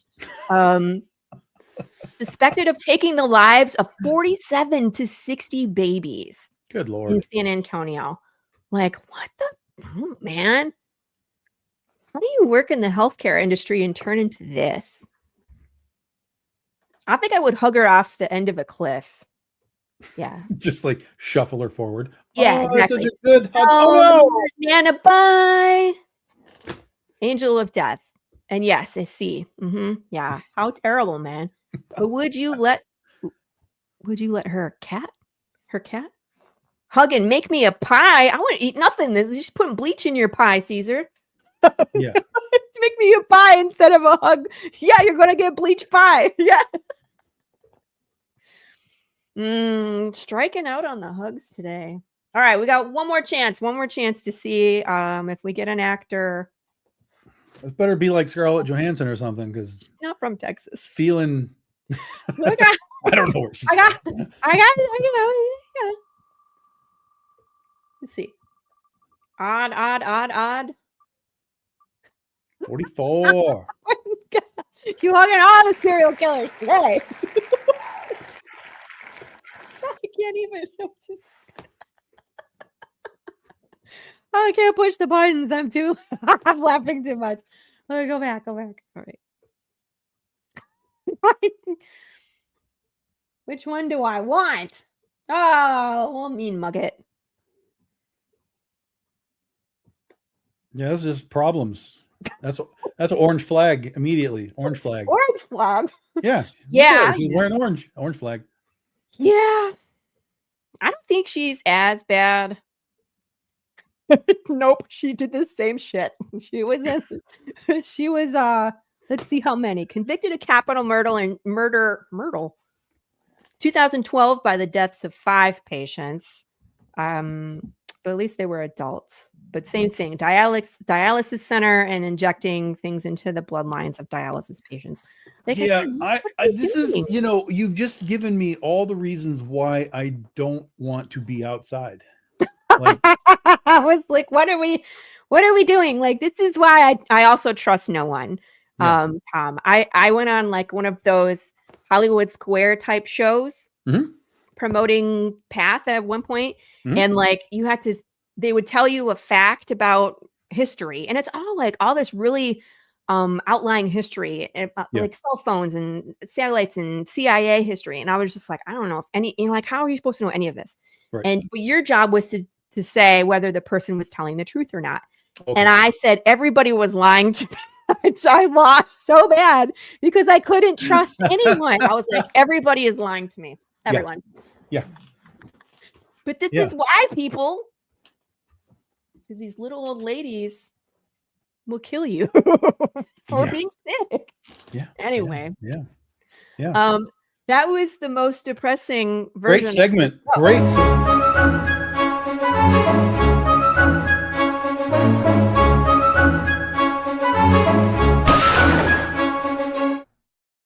We got one actor, and it was Gary Busey. I mean, oh no, we got two. We got Meatloaf also. Wait, I'll show you. Like, there's better known actors and actresses from Texas than those ones. Hold, I'll put them up just so. Because there's a ton. Texas is so big, and like when I first was going to do Texas, I was like, who should we pick? And of course, there's politicians. Well, I don't like politics. We got Jennifer Gardner. Like, we can hug Jennifer Gardner, right? Good. Sure. Yeah. Right? Yeah. And then there's the Meatloaf, and Tommy Lee Jones. Oh, I would hug him. 100%. I would believe he's from Texas. Yeah, of course. And how many times has he played that personality? Our most famous actor, of course, Matthew McConaughey. Yeah. Yep. I don't know who that is. I can't remember. And Laura Linney? No. Help me, chat. I pulled her up here. Robin Wright. There we go. Robin Wright. Wow. Robin Wright? It's not a great picture of her. No. No. And then Bill Paxton. Hard to hug him now. Yeah. Unfortunately. Yeah. You can hug the headstone. Yeah, but if he was alive, would you hug him? Oh, he seems like he was an awesome dude. Yeah. Yeah. As a person, some of his characters though were just. Well, yeah, he played garbage characters, but for sure. But he was always like, yeah. Like, oh yeah, this guy is terrible. And then of course you got these two winners. So, yep. Sorry, I should have given you Jennifer Gardner from the beginning. At least at that point, you would have thought you had a shot of hugging somebody. No hugs today. Yeah, no. Joe. Sadly. Crossing my arms. Yeah. Put her in charge. Yeah, R.I.P. Oh, Whoa, Ray's man. here. My father was, oh, shit. The trick to deferring these crazies from targeting you is to befriend them. Essentially, people should yell Norm. Well, but that's like that's similar to like don't make the waitress upset with your food. Yeah, exactly. That's everything is befriend people is everything. But I don't have that kind of energy, guys. So I just stay home. I'll just stay home. Yeah, I know, but it's hard. It's like if you I'd hug her tight around the neck. That's a good hug. You'd be even worse. Caesar. I had to go back. Hi, Matthew. What a weird show this is. I love it. All right, let's go back. Let's go back to talking comics and less serial killers. What was the story? Much more Galligator. Oh, the story. Yeah, for real. So it's somebody one of my artists told me. And so Heroes Con was, I don't know, last week or whatever. And so he went down and he had a booth with one of his friends. And while they were there, he sends me a message. He was like, yo, we just saw a Critter cosplay in the wild. And he didn't notice it, but his friend is a Critter fan. Like I said, right? This is spreading everywhere. His friend was a Critter fan, pointed her out, like, that's Critter over there. And then he saw it and he was like, we weren't able to get a picture. She like whoop and was gone. But oh my gosh, we saw Critter at Heroes Con. I was not at Heroes Con. So it wasn't like she showed up because I was there or because Big Dog Inc. was there. She just did it because she loves Critter. I found Critter and I'm going to be Critter. And so we're scouring the internet trying to see like if she was in the cosplay contest or like we got to try and find this girl. So if anyone out there was at Heroes Con and saw this girl and has a picture, hit me up because I'd love to find out who she is. I'd love to see the cosplay, all this kind of stuff. So, but you know, that just goes back to like why I'm bringing Critter back so quickly within our usual sort of, you know, cycle of things. And it's just because I feel like the moment is here. Like it's right here and I have to jump on it and I have to try and make it work to the best of my possible ability throughout all of next year. Because then the year after will be mostly Ursa Minor. That'll be 28, 29. We're not really solid on yet. And then 30 will be her 20-year anniversary, for God's sakes. So, you know, I don't want to think about 2030. How are we even alive during 2030? When I graduated class of 99, we were all like, oh my God, when we get to 2000, the world's going to end, right? Yeah. 2030, we're talking about. Yeah. It's only 4 years away. Shut up. I'm going to boot you off the show for saying that. Anyway. 4 years. It's crazy. It's the future of my flying car. Yeah, so critters out there. I'm excited to do AP San Diego Comic-Con with them. And you know, like I said, we're really just going to be pushing everything. Critter. Hold please. Look. It's so cool. Yeah. And you know, Tom, I got to say there's something to be said that you started the story because you love it. Other people like it too, right? Mm-hmm. And now it's like it's coming into its own and people are devouring this series. And it's like to stick in it and to be consistent and to produce things that you love. And, you know, because a lot of people, when they first start indie, they're like, I'm going to make it big. And then it's crickets, right? And they're like, this is a joke and I'm gone. But it's like, are you in it for the right reason? Mm-hmm. If you're in it and you're passionate and you are here to make your story, it'll find its crowd. It'll find your audience. Yeah, you know, and I've been lucky enough to where Critter has been introduced to 3 audiences, you know, originally Big Dog Inc., then through Aspen, and now through Antarctic Press. But each time that audience believed they were seeing something new. So over the course of 15 years, this book was re-released into the populace and everybody was like, oh, this is cool. Like it's a new thing and it's cool. And then I'm like, no, it's not new at all. And you guys are like way behind. So catch up. What are you doing?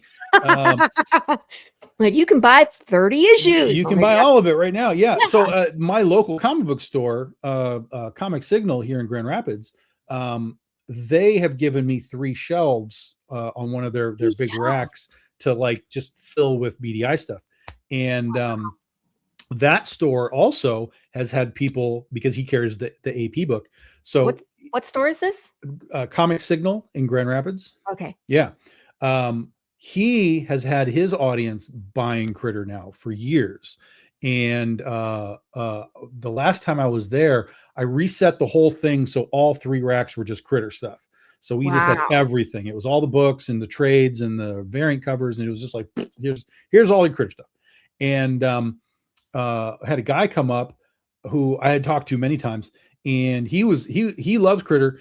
He's buying the AP stuff, but he was like, "Oh my God, this is like so great. I love this stuff." And he started talking to me about the book, like about the stories and what was happening in the stories. He was like, "Oh man, I really love this part, and I love this, and I love her mom, and like I want to see what happens with this guy and that." And I was just like, yes, what the hell is going on right now? But amazing. This is 100% what all writers want to hear. Is the guy who's like engaged in it. Like there's always like, "Hey, I really like your book," but then they're like, "Hey, but is that guy going to come back?" Or like, "Is that guy really a bad guy?" Or like, who's doing what in the thing? And I can't wait to see. And I was just like, dude, this is blowing me away. This is fantastic. So it's just sort of solidified that like I need to take this opportunity right now while it's working. AP is doing a great job with putting the book out on time. And even though it comes out every 2 months, I think there's some value in that, because we're not like screaming through the series. And then we'll run into a wall where we haven't gone any further. So I think there's value in that. So, and the interesting part is when I meet people at cons and they're like, "Oh, there's like 25 issues and I'm at like 9. I'm like, yeah. They basically, I would say it's 75%. They're excited. They don't come in and like buy it up because they want to support their comic book store. But to them, they're like, "Oh, well, I'll just keep getting it from my store."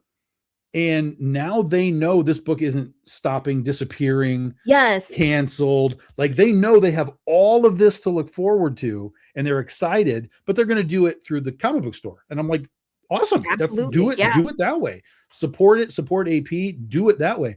And then usually they'll buy like a couple of variants or something, just to be like, "Oh, I just like these things and I'll get those." But, and then there's the other people who are just like, "All of this?" And I'm like, "Yeah." And they're like, "Give me all of it."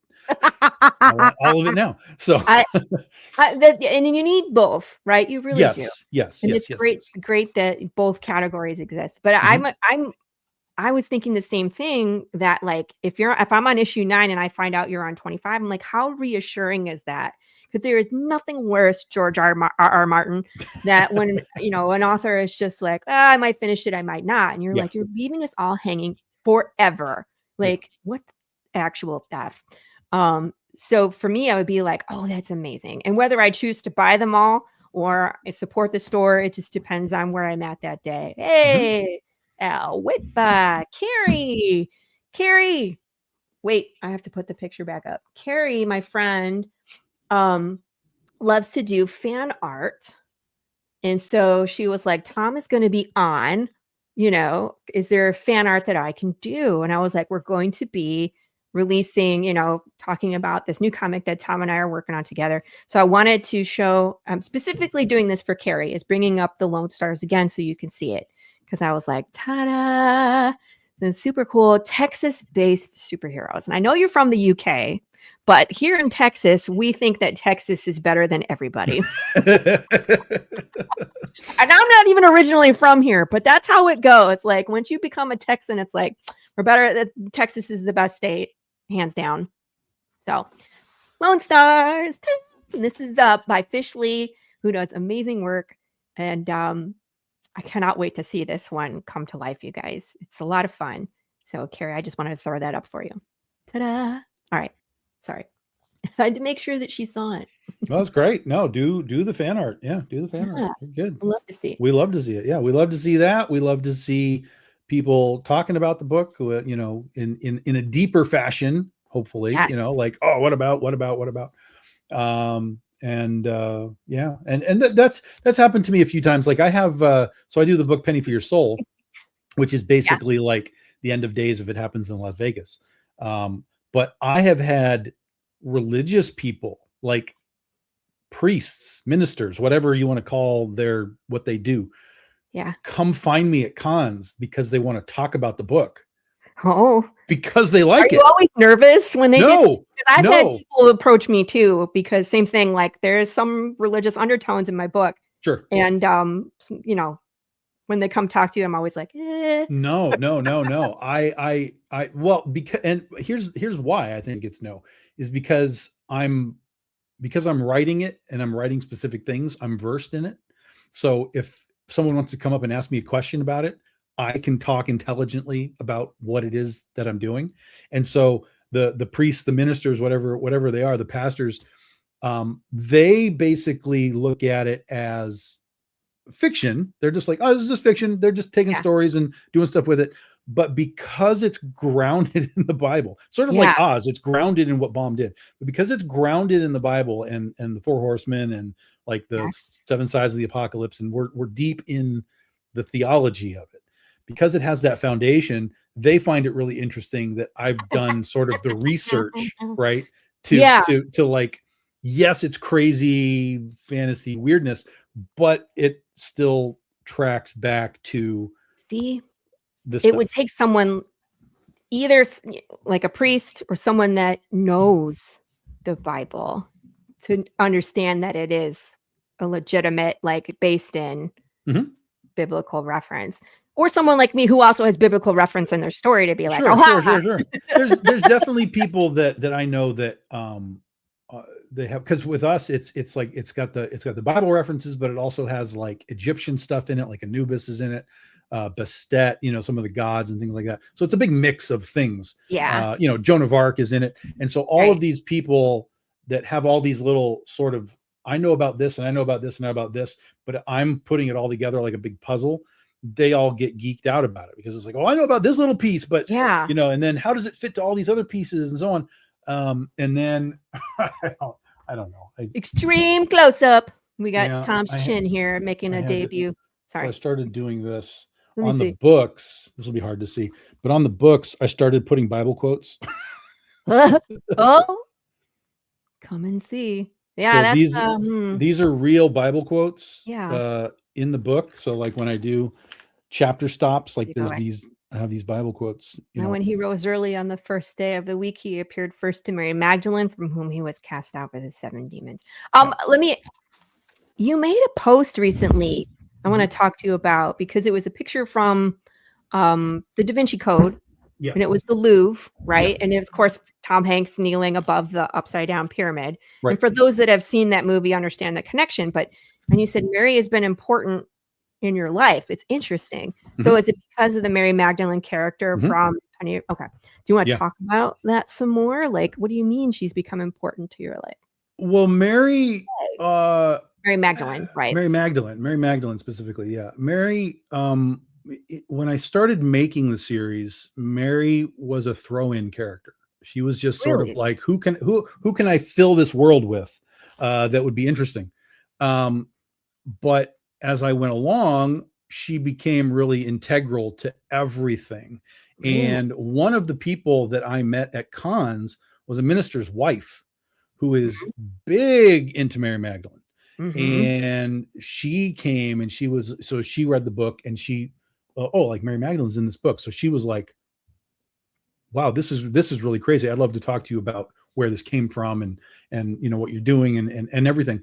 And so when we did the Mary Magdalene one shot, The Temptation of Mary Magdalene, she actually wrote what would be called a foreword, but we just put it in the back.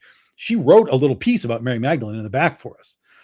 So like she, again, the minister's wife is like Billy Ray Bates. Shout out Billy Ray Bates. She's a writer and has done all kinds of stuff too. But she really liked that Mary Magdalene was in it. She was really interested in how we were dealing with Mary. And so again, as the story progressed, like the story is about Danica. She's about the granddaughter of Lucifer, who's buying people's souls. And when they die, instead of going to heaven or hell, they come to Vegas to work for her. That's the gist of the whole story. Messing of course, up the big divide. That's right. And so heaven and hell start noticing all these missing souls, and they're like, yo, what are you doing? That's right. That's basically the first volume. But then as it goes along, Mary, like I said, she becomes really, really integral to everything. Her position really grew in the context of the story. And as I started to realize that was the case, I got way, way, way deeper into her story. Both, there's no real story of Mary Magdalene, right? I mean, everything is all theoretical. There's whatever the Bible tells you, but there's not a lot about her in there. And there's like 7 or 8 Marys in the Bible, and they're all kind of just Tetris into, you don't know which one it is. But then there's all sorts of theories about like what happened after the resurrection, to the point where they believe that they found pieces of the gospel of Mary Magdalene. Right. Just like there's the gospel of Mark and Peter and whatever. She was right there with them. So it would make sense that she was writing down thoughts as well. Correct. Did she know how to write though? I don't know. Well, again, that's why all of this is theoretical, right? And even if she didn't know how to write, she could be saying something and someone could be writing it for her, so there's all kinds of ways to deal with it. But there's the thought processes of, and that's where the Da Vinci Code came in, is like, okay, was she actually chilling with Jesus? Did they have a kid? There are stories that say, yes, she had a kid, not just the Dan Brown stuff, but yes, she had a kid. The kid's name was Sarah, on and on and on and on. They ended up in France. She ended up in a cave. She ended up, there's endless theories of Mary's sort of life after the ascension. And I started getting really, really deep into it. Weird connection to Oz with Mary Magdalene is Jane Lahr, who is Bert Lahr's, the lion, Bert Lahr's granddaughter. She wrote a Mary Magdalene book. It's like 60 Degrees of Kevin Bacon right there. That's right. Yeah, it's crazy. And because what was funny is I had the book, and then I was like, oh yeah, Mary Magdalene, Jane Lahr, whatever. And then Jane Lahr shows up at Oz Extravaganza. And I was like, wait a minute, that's the same one? Like, it could be a different one. But she was like, no, I wrote that book. I was like, my God. So, but yeah, I got really deep into the Da Vinci Code. I love the movie. There's a lot of movie was done. The book is excellent. And I love that it's fiction, of course. Sure. But when they're talking about these art pieces and the riddle or iconography just built. Well, it's historical fiction, right? You're using real things, but you're interpreting it in whatever way you need to interpret it. Right. It's like with the Templars and all that kind of stuff. We have Templars in our story, or we have a Templar guy. Yeah. I came up with a cool way to have a Templar in hell, which they shouldn't be, right? Because they're all heaven's guardians or whatever. But I found a way to get one to hell, so that he could chill with Mary Magdalene and be part of this story. So we have a Templar who's a big part of the story now. And so Mary became unintentionally a really big part of like my creative writing world. Would you, I know you don't like going outside, but would you ever go to France to go visit? Well, I've been to France. I've been there once. Oh yeah, right there. That's the theoretical. So theoretically, they have the skull of Mary Magdalene right there. Yeah. Theoretically, they have the crown of thorns. Somebody says they have the crown of thorns that Jesus wore. Somebody says they have the nails. Somebody says they have pieces of the cross, etc., etc., etc. None of it is proven in any capacity, but and the Shroud of Turin, like the Shroud of Turin, they have a like a visitor center, and they have a replica up, so you can't see the real one, but they have a replica. Correct. But it's just so interesting, that it's like they have all these pieces, and this is really, if you think about it, it's pretty goth, you know what I mean? It's like we're parading around a skull and a golden statue, and like that's part of I don't know, it's Catholicism specifically, where they have the relics, bones of the saints and stuff like that they keep around. So it's just really interesting in my mind, when it's like, I can't put a picture on Kickstarter, but we can parade a skull. Like, and the Ark of the Covenant's in Ethiopia. To do what you want with that. Do what you want with We're not going to see that one because I don't want to die. So yeah, so I've been to France. I went to France when I was a kid. Yeah. Like in my teenage years, I didn't give a shit. Yeah, I was but at like, that I want point, to, you're not I want to go appreciating home. it. I wasn't appreciating it. No, 100%. But the thing is that if I did go now, I would be Tom Hanks. That would be Yeah, my. you And I know. visit. Listen, I know she's not down there, but I'm not. I'm going to take that moment anyway because there's no way to know where she is. There's no way to know if she really existed. Whatever, right? So She if probably existed. I believe that she existed. Okay. sure, But but in what context and what right. any who knows? Who knows? Yeah, I mean, everybody was Mary in the Bible. Right. Yeah. So, Mary, the it's mother of I would definitely get that picture. I think that would be just a fun moment for me. yeah. Because I mean, there are Mary Magdalene statues and tributes and things that are legitimately for her. The Louvre is not for her. Right. That, but because I'm such a movie guy and because I Penny for Your Soul taps the vein of Dan Brown's story, I'd be like, yeah, let me, that's a way that I feel like I could do something that just would be consistent with my creative world that I live in and all that kind of stuff. Yeah. Well, I mean, like as a writer, we bring these worlds alive. And in my mind, I have that connection to the places in my book too that I have brought to life. And so it's like it's on my bucket list to go to Santa Claus, Arizona. It's like it's almost like we're drawn to those places because of, By the way, Michigan has a city called Hell. I've been there. Yeah, you can go to hell. There. You can literally go to hell. Yeah, I've been there. There's like one little shack gift shop where it's like you can buy a T-shirt that says you can buy ice cream, play miniature golf. There's a post office so that you can send something gets postmarked from hell. Yeah, that kind of stuff. That's about it. Yeah. I think we drove through it and I was like, oh, that's where it is. And that was it. We didn't even get Similar out. to Tombstone. Like if you blink, you'll be like, oh, next exit, Tombstone. Oh, I missed it. Well, you missed it. It's gone. Yeah. It's behind you now. I was thinking this. So we were driving we're north of Dallas and we're driving down to San Antonio. And I get on, I don't know, pick whatever freeway we were on for forever.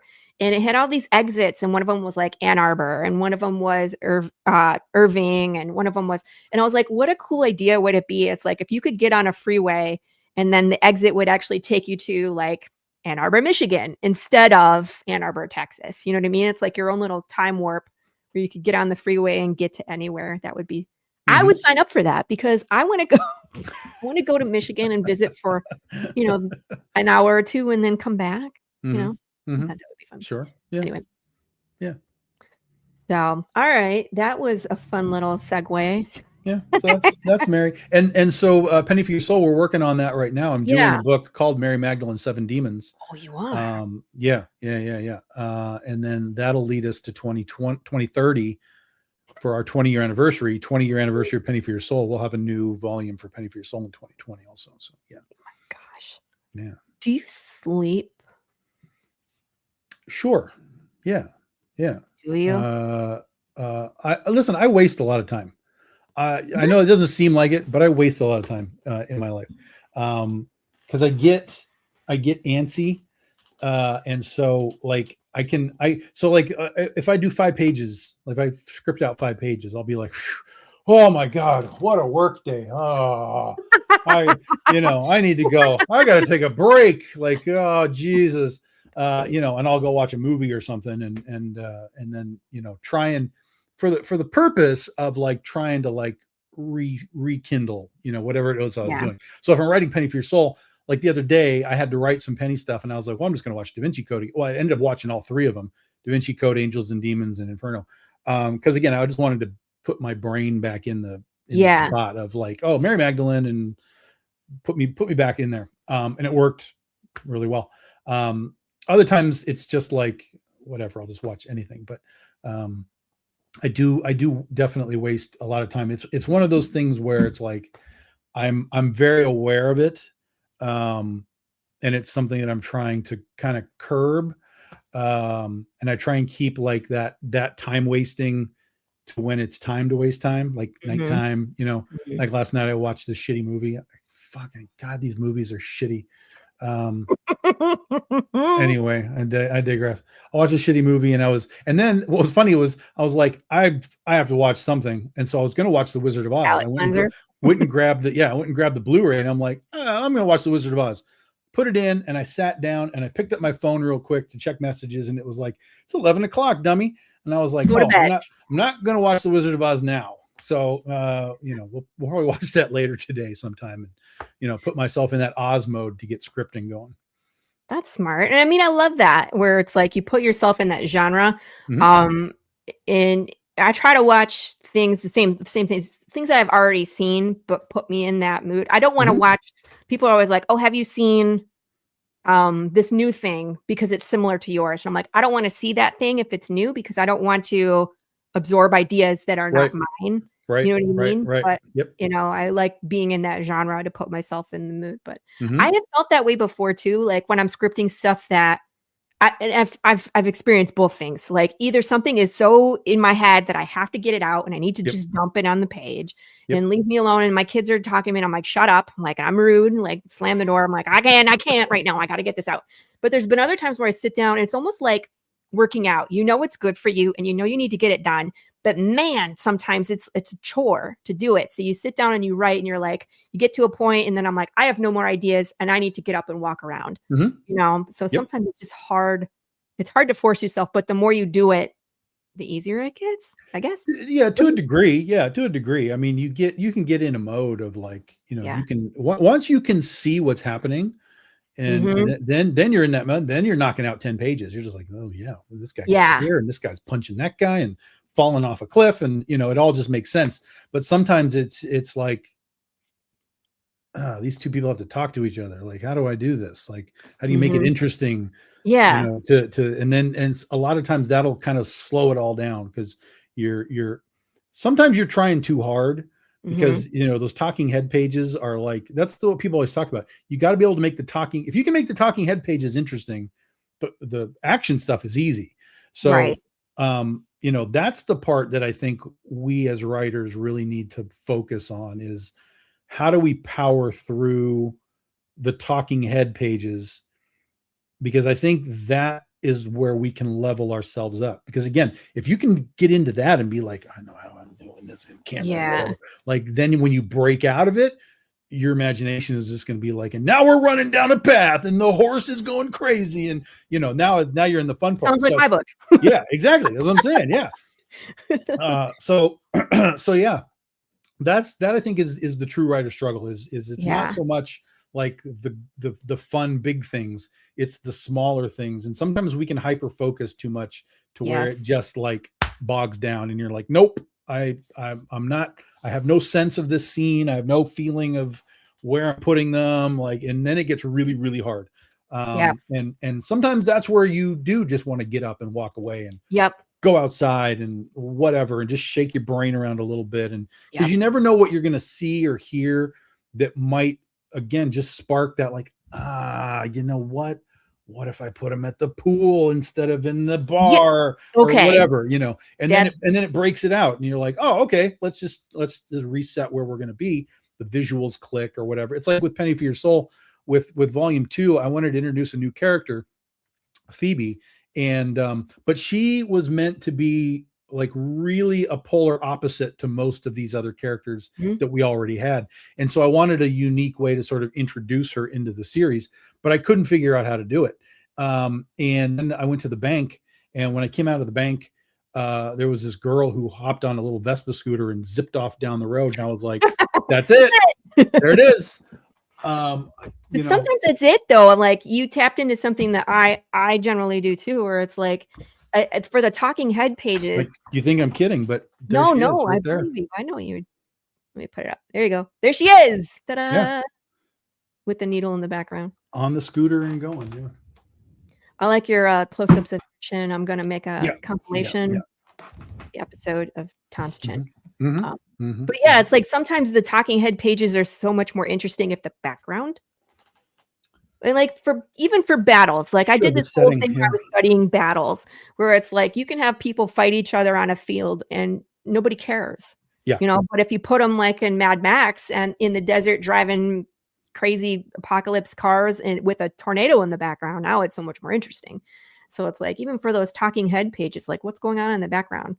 Well, the talking head pages can be as much, I mean, they're obviously their story because they're saying things, but even the visual of it can be your story, what you're putting in the background, what's on the guy, what's on their wall, what's on their shelves, that's as much story about the character as what the character is saying too. So yeah, the environment is monumental in especially those scenes, because they can give you those little details without, again, it's show don't tell. So you can have the necessary talking, but at the same time it's like, hey, he's talking about something, but he's also got some art on his wall, like that's interesting, like what's that, like, so he's clearly an art collector or whatever, like, so you can get character reference points without having to say, and by the way, I collect art. Did you notice my art on the wall? Like, that's terrible writing, so yeah. Oh, yeah, we're running out of time. God, I love when you're on the show. It just goes so fast, though. We just have such a good time. But let's talk about this. We haven't talked about this yet. Sure. So BD17. I see some names on here that I recognize. DM Ray down here. Yeah. So what are you giving us in this time around? This is this is interesting. Yes.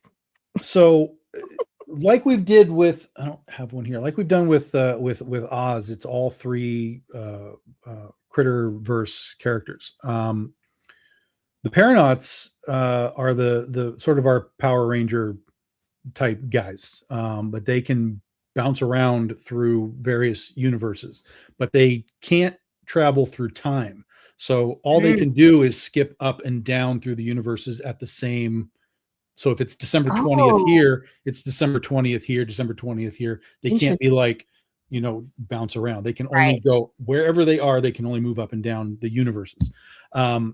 So they are, but they basically work for the temporal curators, who are these guys who sort of are trying to pay attention to the flow of time, and they're kind of keyed into all these variations of critter, and where did it come from, and how did it, who's doing this and whatever. So the Paranauts in this story, written by Ray, spoiler alert, one of the Paranauts dies in the critter storyline, and in that book the Paranauts try to recruit Critter to become like the like, hey, she's gone, but she intended for you to take her place. But Critter's like, she's like, well, that's not what I'm doing. And so at this stage with the Paranauts, they only have 4 of their 5 team, and they're basically getting their ass handed to them. And they have to figure out, like, okay, what do we got to fix this problem, because this is a big problem, because we're not a complete team anymore. And that's what Ray gets to write. Polecat is written by Keith Thomas. Keith passed from cancer like 10 years ago, 8 years ago. It's been a while. But Keith wrote this for me like 12 years ago. Wow. It was a story that was going to be in the Critter annual, like the 2014 annual, something like that. But that's when we went over to Aspen. And so that book never got produced. And so this story was written, finished, art finished, and we just never had a place to put it. And so when I came around to this, I was like, this is it. This is where we get to put his final story out into the world. So he wrote it. Polecat is one of the cat girls from Perfection. And so that team is disbanded. So this is sort of like what she's up to now.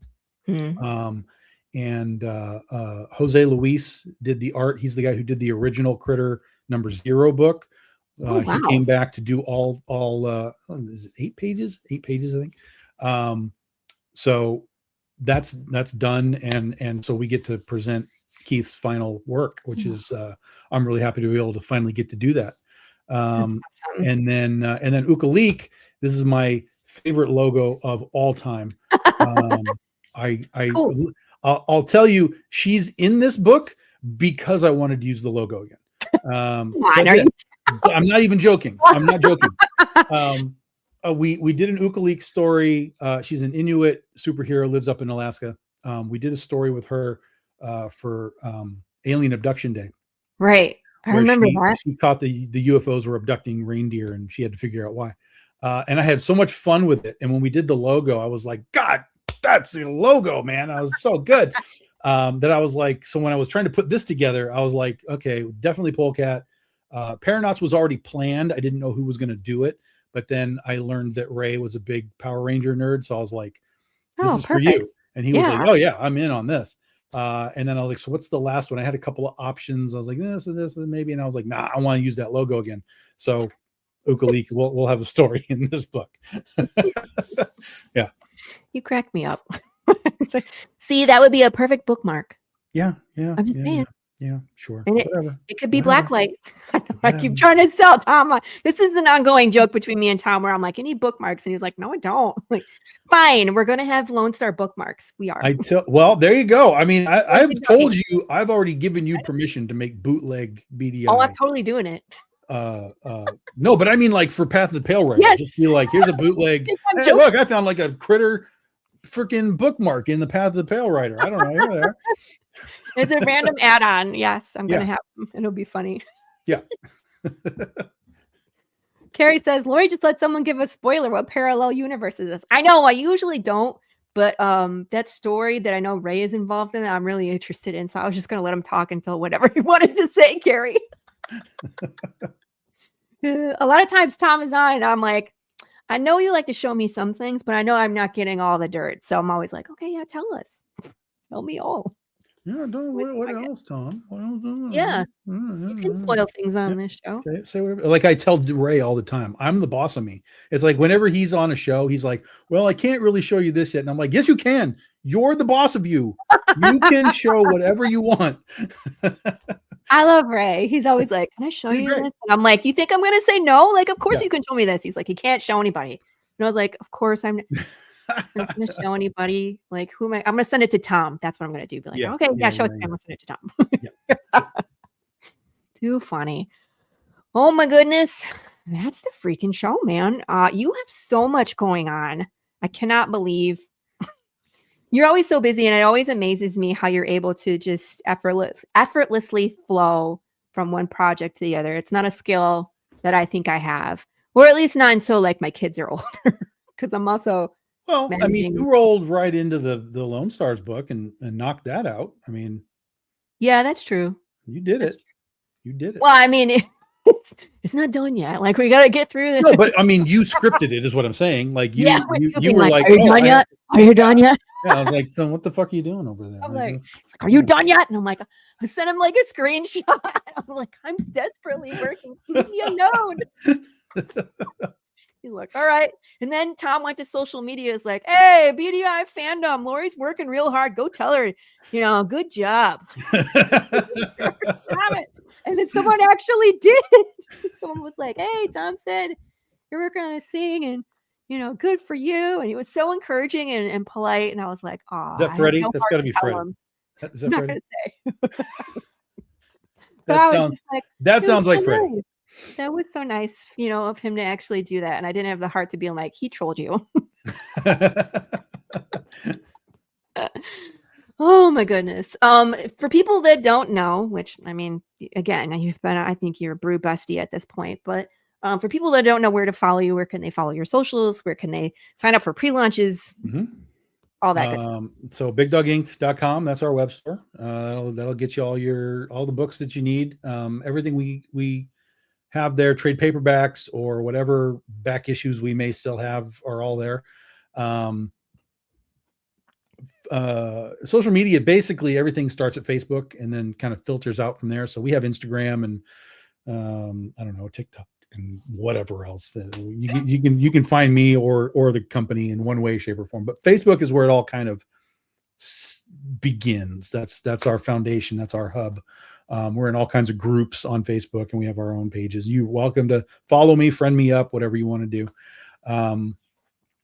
And You're going to be at San Diego Comic-Con. San Diego's what's next. Yeah, San Diego's next. That's about a month. I'll be at San Diego with Antarctic Press. I'll be roaming around a little bit, but I'll be primarily there. So if you got books you want signed, come bring books. That's fine. There's no limit. There's no charge for signatures. Like, just bring me what you want me to sign. And then we'll have new stuff for you as well. Oh yeah, that's what I was going to do. Oh, well, do you want to see something? Yeah. It's like you got 5 minutes. Yeah. I was going to open up this and just show you what the merch is that we're going to have. Yeah, I love merch at San Diego. So, okay, there's that. Let me go share screen. Cosplay as a Wookiee. And the window and the thing and the share. And there you go. Ooh, this is Sandy. You got Sandy? Yeah, so this is a mock-up of how they'll look, but these are the like this. These are acrylic standees. Yeah. So this is the Critterverse. This is Critter, Catnip, the Catgirl of Mars, Nosferatu, and Brittany Ears. And so they'll all be forgot about that one. Yeah. So they'll all be individual, like we have this critter here. They'll all be individual with their own individual stand. But for San Diego, if you buy all 5 of them, you'll get that Critterverse bonus stand for free. Ooh. So that's like the San Diego exclusive aspect of the thing. And that's how it's all being spaced so that, when you put them in the holes in the stand, they'll all space out like that too. So nice. Brittany Ears. Brittany Ears. You don't even know how I'm struggling with not having to write that book. Like I am just dying to finally get to write that. Yeah. But I have so much else, I got Galligator on the brain right now. Yeah. Other things, but yeah, so that's our San Diego Comic-Con merch. Yeah. See, we will bring you to the dark side. You will have the merch. I still want to play this Britney Spears deck at some point. I think that's hilarious. So the magic deck. Yeah, we need to see that. Laurie, if these characters are cat theme, I'm going to need a reference to do fan art. Oh, this is the Critterverse. There's a ton of cat related, dog related. I know you love cats, Carrie. So yeah, there's a ton you can go find. Follow Tom. There's Pincher. Yeah, there's she's a bad guy dog. Bad guy dog. I love them. You got more? Carrie, you're on YouTube, but if you come over to Facebook and find me, you'll see all my stuff. Or you can just go to the website, bigdoginc.com, click on the critter section, and you'll get all of our critter stuff. Yeah, you'll have fun drawing those. She drew me in Texas gear riding a bear, and it's amazing. Yeah. So good. Awesome. Anyway, guys, we're going to get up on out of here. Thank you for watching the Tuesday Morning Brew. Tom Hutchinson, thank you as always for coming on the show. Next week is Jason Strutz. We're going to be talking zombies. I'm going to be excited to talk to Jason about his new book, which I have over here. Make sure you're excellent to each other. Kiss your babies. And we'll see you here next week on the Tuesday Morning Brew. Bye. Ozzy, what are you doing? Come and have a look at this lovely book that was sent over. You're wrapping in the burning. Oh, go on and spit the bat out your mouth. No one can understand you like that. She had 5 dentists and all. Oh, well, that's not much better. Ozzy, why don't you sing to me? I can always understand you when you sing to me. Fucking my brains. What is this my publisher sent me? Inked in black with art so sweet. So what do you think? Do you like it? Oh, Lord, yeah. What is Path of the Pale Rider? Oh yeah, Path of the Pale Rider is a Western apocalypse comic book series where death is broken. We're following a cowboy through the wasteland as he sifts through conspiracy theories trying to figure out what the heck happened.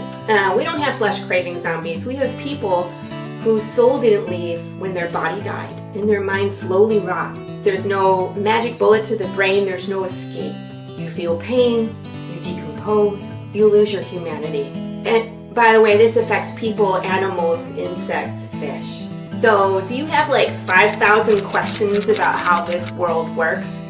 So does everybody else.